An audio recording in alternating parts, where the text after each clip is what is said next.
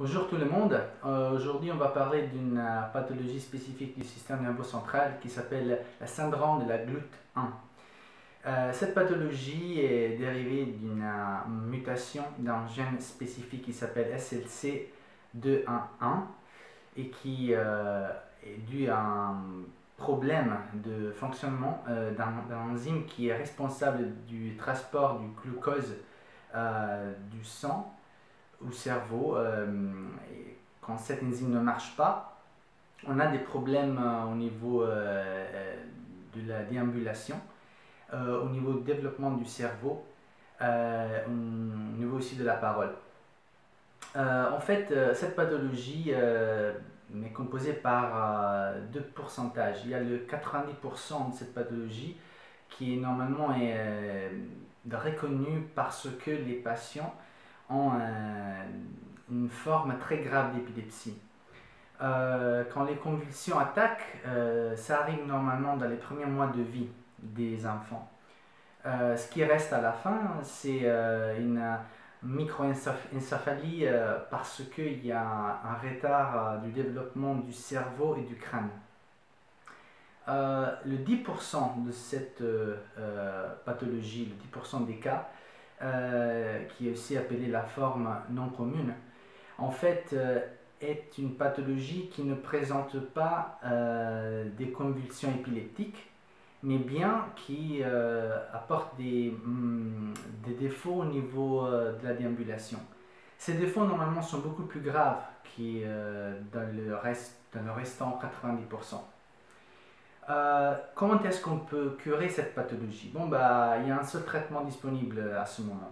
Il s'appelle le régime cétogène. Le régime cétogène est un régime spécifique.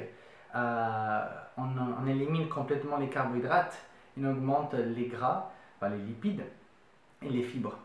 Les protéines sont normales.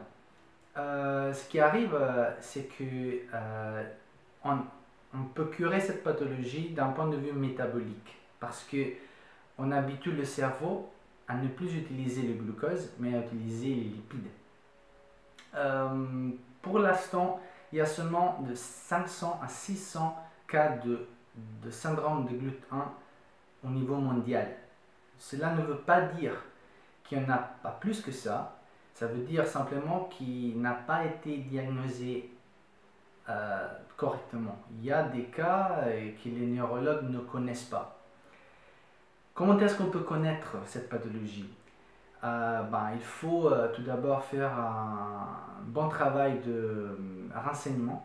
Et en fait, à la fin de cette vidéo, vous allez trouver des sites sur Internet qui vont vous connecter à comment est-ce qu'on va découvrir la pathologie, numéro 1, comment est-ce qu'on va la curer. Et il y a aussi un registre de patients affectés par le syndrome de la GLUT1. En plus, j'aimerais bien mentionner l'association de la GLUT1 italienne. On peut la trouver sur www.glut1.it.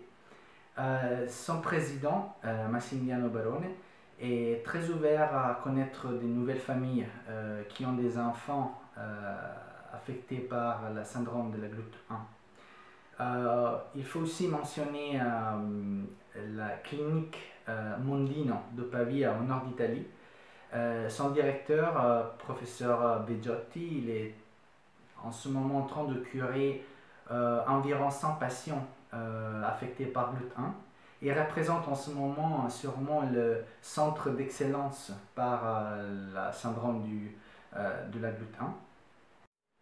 Aussi très important, c'est la compagnie alimentaire Legamberry Foods. Cette compagnie, il y a 2 ans, a commencé à distribuer, à commercialiser des produits sans carbohydrates spécifiques pour une alimentation pour ce genre de pathologie. En ce moment, Legamberry Foods est en train de commercialiser ces produits sans carbohydrates, mais bientôt, il va y avoir une nouvelle ligne de produits spécifiques pour les patients affectés par le syndrome de GLUT1. À la fin de cette vidéo, vous allez trouver donc des connexions, des liens sur internet pour pouvoir reconnaître la pathologie, trouver des groupes de gens auxquels la GLUT1 a été déjà diagnosé, et aussi des informations qui peuvent vous intéresser pour bien reconnaître cette pathologie parmi d'autres.